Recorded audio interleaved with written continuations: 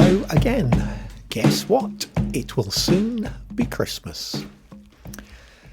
As we approach the end of the year, my question for the week is, what will you do at your end of year review? I was reflecting on this question with some colleagues from the wider coaching community in Yorkshire, and whilst we were particularly thinking about this question in relation to our clients, some ideas emerged that I think will be really useful to support your own reflections with colleagues and with teams. Most organisations arrange some kind of review of performance, whether this is formal at various points in the year or an ongoing discussion as part of the process of work planning and delivery. What I would like to suggest here is something that will take you a little deeper than the necessary reflection on work performance and achievement, and to use 3 coaching questions to derive other valuable insights to help in your business, whatever you define business to be. And since end of year reviews look both backwards to time past and forwards to the year to come, you can use these questions to help you think in both directions. But before we get into the specifics, it's important to be clear about how to frame the conversation in which these questions will add value. If you're thinking about using these ideas in a conversation with peers or subordinates, it's probably best to set it up as something separate from any formal performance review. The point of this conversation isn't to assess or evaluate outcomes and achievements, although some may well emerge, but to explore together, to unearth ideas that may otherwise be buried under the natural caution that goes with an interaction in which someone is, however benignly, being judged. In this conversation, not only are there no silly questions, there are no silly answers either. So with that in mind, here's the first question. What did you learn this year?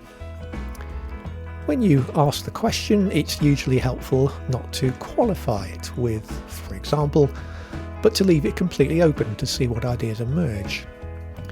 You may find people replying quite specifically that they've learned a fact or they learned a skill, or they may talk more generally about the wider world they live in. Whatever answers you get, it can be helpful to follow up with, and what else did you learn? If you're thinking together as a team, what did we learn might be a better way to get into the subject.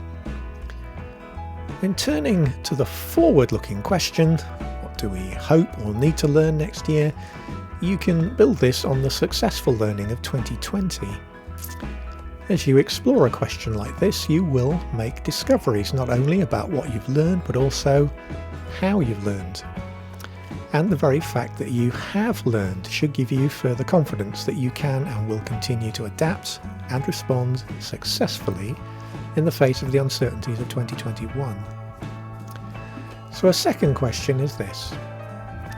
Over the course of this year, how have our conversations changed? It's rightly been said that a conversation will shape culture. What we talk about shapes our relationships. And if our relationships change, so does our behaviour, and as behaviour changes, so does the outcomes to which we apply ourselves.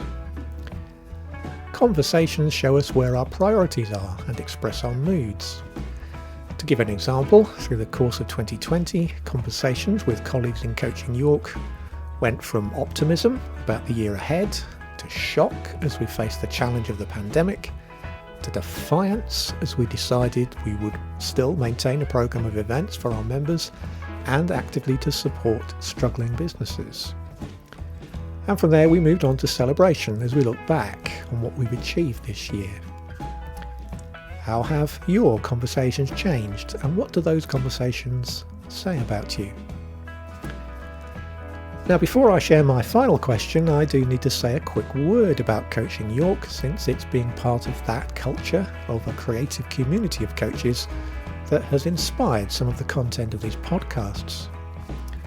Very briefly, we are a community of over 50 coaches that express our ethos in the form of a virtuous circle.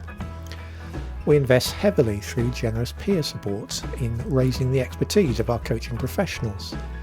and this in turn feeds through to successful client work.